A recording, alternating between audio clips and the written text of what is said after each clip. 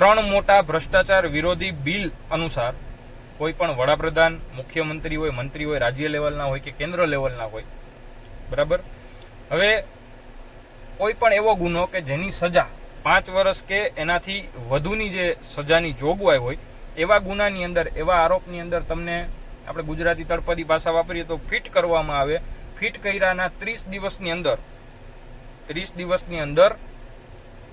દિવસની અંદર તમને કસ્ટડીમાં રાખવામાં આવે છે. 31મા દિવસે એ આરોપ સાબિત થાય કે ન થાય, ચાહે તમે આરોપી છો કે નિર્દોષી છો, કોર્ટ એમાં ચુકાદો આપે કે ન આપે, પણ 30 દિવસ તમને જેલમાં રાખ્યા પછી 31મા દિવસે તમે જે પણ પદ ઉપર હોય એ પદ ઉપરથી તમને બરખાસ્ત કરવામાં આવે છે. તમારું રાજીનામું તમારે દેવું પડે છે અને તમારું પદ ભ્રષ્ટ થાય છે.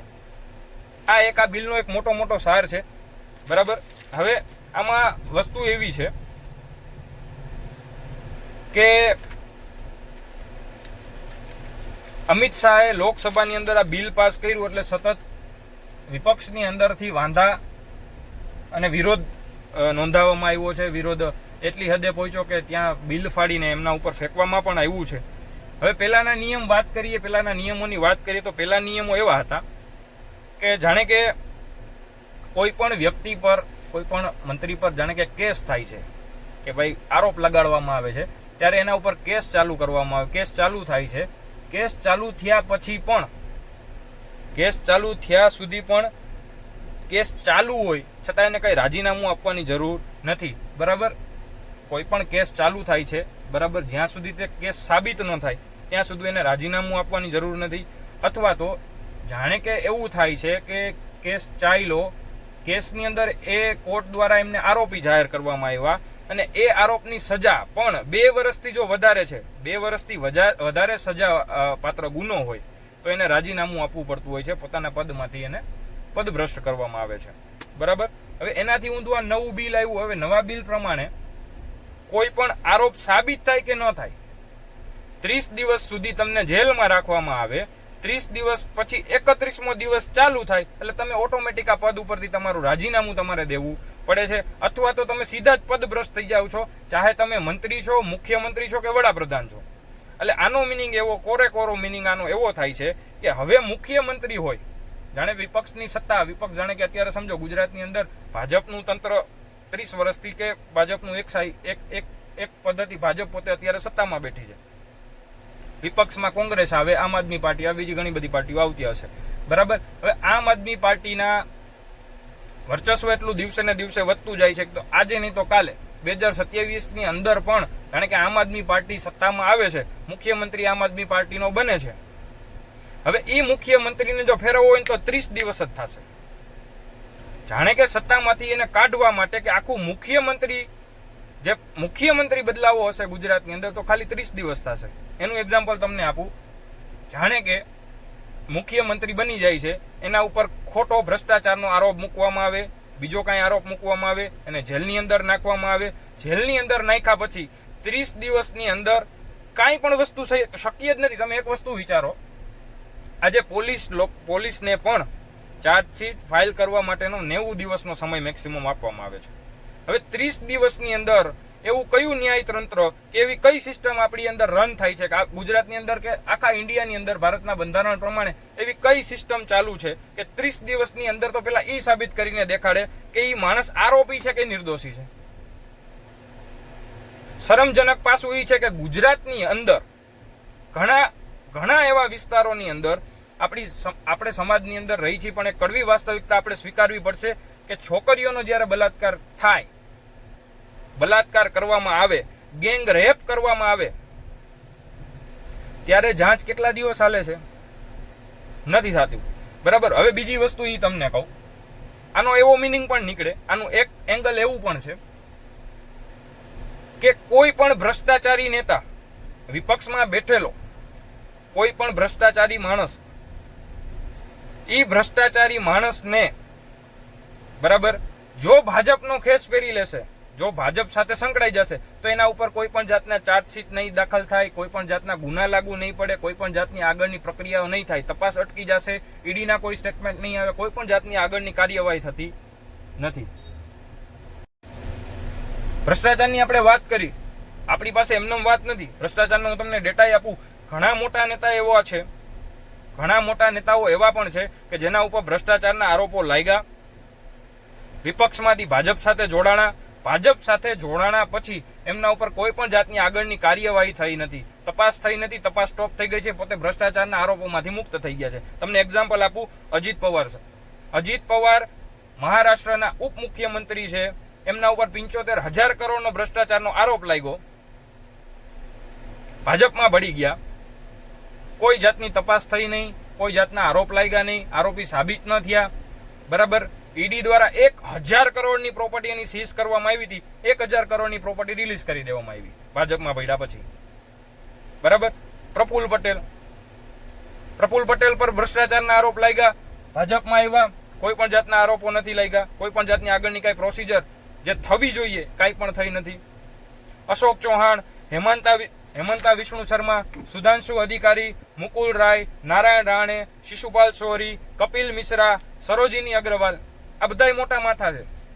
આ બધાય ઉપર આરોપો લાગ્યા, ભાજપમાં ભળી ગયા, કોઈ પણ જાતની પ્રક્રિયા થઈ નથી. હવે આનાથી ઉલટું આનું બીજું એક ફેક્ટર, આમ આદમી પાર્ટીના કેજરીવાલ સાહેબ, અરવિંદ કેજરીવાલ સાહેબ ઉપર 50 દિવસ, અરવિંદ કેજરીવાલ સાહેબ દિલ્હીના મુખ્યમંત્રી હતા, 50 દિવસ સુધી જેલમાં રાખવામાં આવ્યા.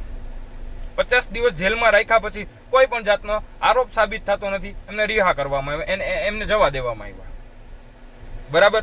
બીજું નામ છે હેમંત સોરેન, ઝારખંડના મુખ્યમંત્રી છે, 2 મહિના જેલમાં રાખવામાં, 2 મહિના જેલમાં રાખ્યા પછી પણ કોઈ પણ જાતનો આરોપ સાબિત થતો નથી, એમને પણ જવા દેવામાં આવ્યા. મનીષ સિસોદિયા 1.5 વર્ષ જેલમાં રાખ્યા, 1.5 વર્ષ સુધી મનીષ સિસોદિયાને જેલમાં રાખ્યા પછી પણ ઈડી સાબિત નથી કરી શકતું કે આના ઉપર આરોપ શું છે. કોર્ટે એમને પણ જવા દેવામાં આવે છે. બરાબર.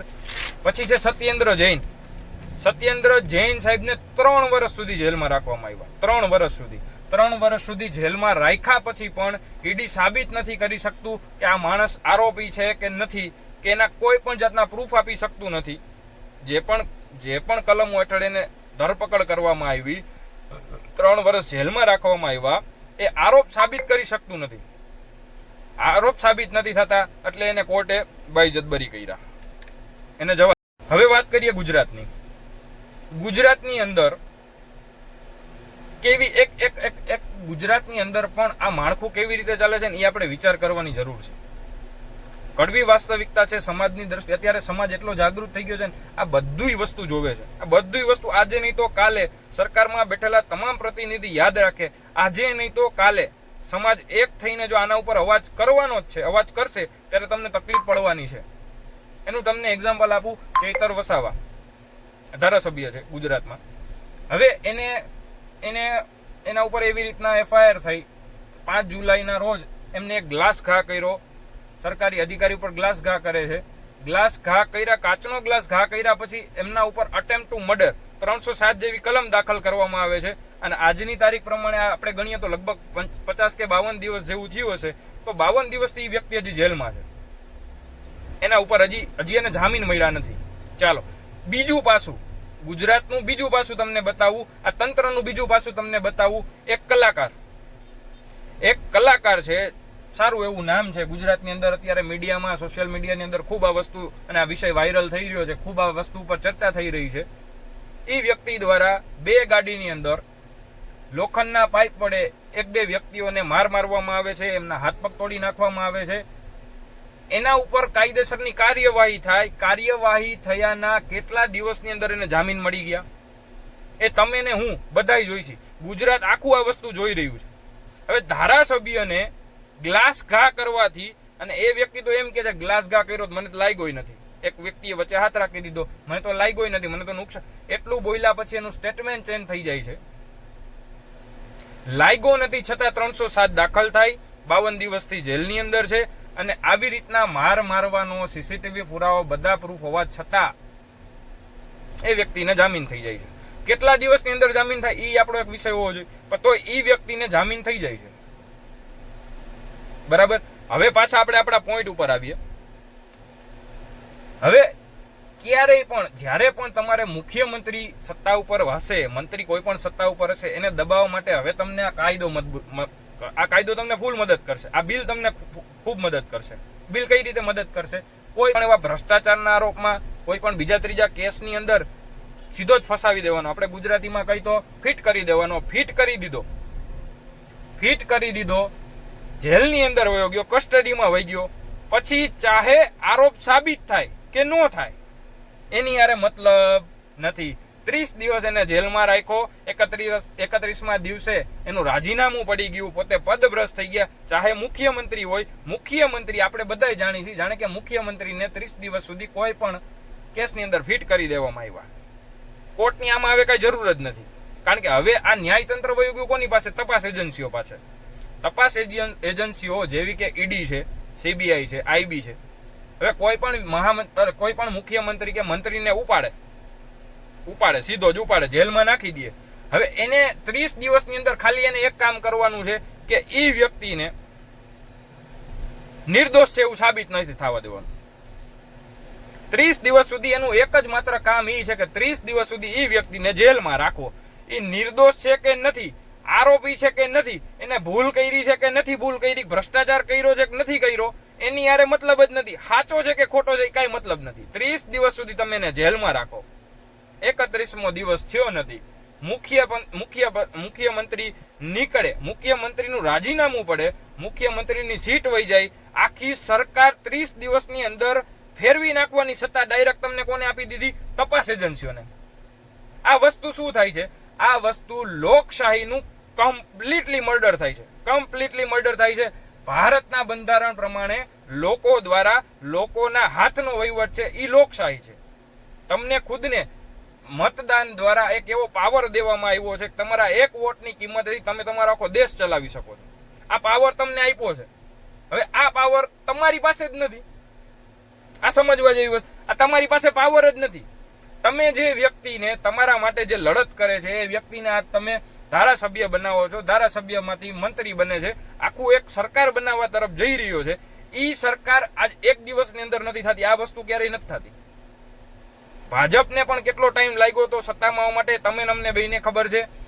હવે આમ આદમી પાર્ટીનું અત્યારે સારું એવું વર્ચસ્વ ગુજરાતની અંદર છે, એ આપણને બધાને ખબર છે. ભવિષ્યની અંદર 2027ની અંદર કદાચ સત્તા બનાવે પણ ખરા. એ સત્તા બની જાય. સત્તા બની ગયા પછી પણ 30 દિવસની અંદર એ સત્તાને ઉલટપલટ કરવાની રમત આ બિલ દ્વારા થઈ જશે. આ વસ્તુ આટલી હદે થઈ રહી છે. સત્તાઓ કેમ ફેરવવી, કેમ બદલવી, કેટલા લેવલનું રાજકારણ થઈ રહ્યું છે, કેટલું ખરાબ રીતે જે લોકશાહીનું જે ખંડિત કરવાના પ્રયત્નો થઈ રહ્યા છે. ત્યારે એક યંગ જનરેશને ખાસ, યંગ લોબી ખાસ, જેટલા પણ યુવાન મિત્રો છે એને ખાસ મારી એક નમ્ર અપીલ છે કે યુવાનો જેટલા પણ છે, વેલ એજ્યુકેટેડ પીપલ જેટલા પણ લોકો છે જેને પોલિટિક્સની અંદર ઇન્ટરેસ્ટ છે, ખાસ કરીને એવા લોકો જાગૃત થાવ. જાગૃત થયા પછી આવા જે બિલ હોય એને નજરમાં રાખો, એનો વિરોધ કરતા શીખો. હજી સુધી મોરબીની અંદર 30 વર્ષથી ભાજપનું એક તંત્રી શાસન દોડી રહ્યું છે, એક તંત્રી શાસન ચાલુ છે. 30 વર્ષથી ભાજપ આવે છે, વન શોટ. 30 વર્ષના શાસન દરમિયાન પણ હજી મોરબીની અંદરના 90% એરિયાઓ, મોરબીની અંદરના 90% એરિયાઓ એવા છે જ્યાં પ્રોપર ભૂગર્ભ ફેસિલિટી નથી, ડ્રેનેજ સિસ્ટમ પ્રોપર નથી, પાણીના નિકાલ નથી. પાણી આવવાનું તો ભૂલી જાઓ, પાણીના નિકાલ નથી. વરસાદી પાણીના તો નિકાલ નહીં, ભૂગર્ભ જેવી સામાન્ય જરૂરિયાત નથી. રોડ રસ્તા ગટર માટે પણ મોરબીની અંદર અવારનવાર આંદોલનો થાય છે, હાઈવે બ્લોક થાય છે. ત્યારે સરકાર જાગે છે અને નાના મોટા કામ કરે છે. રોડ રસ્તા કરવાનું કઈ એટલે કોન્ક્રીટ નાખી જાય વરસાદ હોય એટલે. હજી આપણે 30 વર્ષથી આપણે એ જ લડત આપી છે અને અત્યારે આપણા ઉપર તો કેટલાય, હજી મોરબી ઈ લેવલથી તો બહાર નથી નીકળ્યું. મોરબીના હજી પ્રાણ પ્રશ્નો જે કહેવાય, જે પ્રાઇમરી બેઝિક નીડ હોય, જે લોકોની બેઝિક નીડ હોય છે, રોડ રસ્તા ગટર પાણી, એમાં પણ જો હજી સરકાર 30 વર્ષ સુધી સત્તામાં હોવા છતાં 30 વર્ષ સુધી એક તંત્રી શાસન ચલાવ્યા પછી પણ એ પ્રાઇમરી ફેસિલિટીઝ જો જનતાને નથી આપી શકતી, તો બીજું હજી તમારે શું કરવું છે? બીજું હજી તમે એવા પ્રયત્નો કેટલા કરશો કે તમારું જ રાજ બન્યું રહે, તમારું જ શાસન બન્યું રહે, ભાજપમાં ભળી જાવ તો પ્રોબ્લેમ નથી. આ બિલ એવું ખુદ કહે છે, આ બિલ એનું ખુદ પરિણામ દે છે. બિલ ખુદ બોલે છે કે તમે જો ભાજપમાં ભળી જાવ, સરકારમાં આવી જાવ, તો અમે ડાયરેક્ટ અમે કહી દેશું તમારા ઉપર કોઈ પણ જાતની કાર્યવાહી નહીં થાય. અમારા વિરુદ્ધ હાલશો તો તમારા ઉપર આવી રીતના કાર્યવાહી કરાવીને પણ તમે કોઈ પણ પદ ઉપર પહોંચશો, કોઈ પણ સારી એવી સત્તા ઉપર પહોંચશો, ચાહે મુખ્યમંત્રી બનશો, તોય તમે અમારા અંડર જ કામ કરશો, અંડર જ કામ કરવું પડશે. આ બિલ જેનો વિરોધ થાય છે, આ બિલનું કહેવાનું એવું છે. બસ આટલી વિનંતી છે કે થોડાક લોકો જાગૃત થાવ, યુવાનો ખાસ કરીને જાગૃત થાવ. દેશ વેચાઈ જવાનો છે. આપણે જો અવાજ નહીં ઉપાડી તો આ લોકો દેશ વેચી નાખશે. બસ આટલું કહીને જય હિન્દ, જય ભારત.